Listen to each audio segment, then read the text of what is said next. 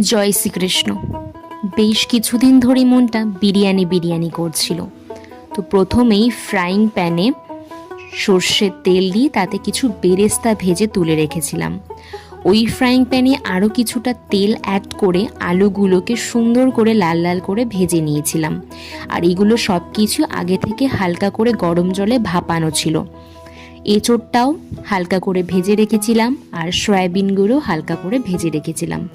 মাশরুমটা বেশ ভালো করে সেদ্ধ করে ওপরের একটা হালকা পাতলা খোসা থাকে সেটাকে ফেলে দিয়ে ওটাকেও ভেজে নিয়েছিলাম।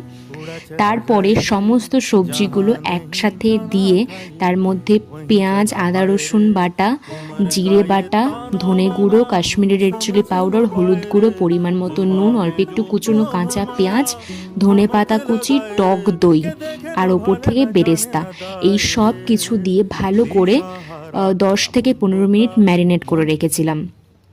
তারপর আর একটা কড়াইয়ের মধ্যে সর্ষের তেল দিয়ে তাতে তেজপাতা, গোটা গরম মশলা আর জিরে ফোড়ন দিয়ে কুচি কুচি করে কেটে রাখা টমেটো আর পেঁয়াজ, এই দুটোকে ভালো করে একটু ভেজে নিয়ে অ্যাড করে দিয়েছিলাম পরিমাণ মতো নুন আর একটা বাটা মশলা, যার মধ্যে ছিল টমেটো, পেঁয়াজ, আদা রসুন বাটা আর শুকনো লঙ্কা, কাঁচা লঙ্কা সব কিছু একসাথে বাটা।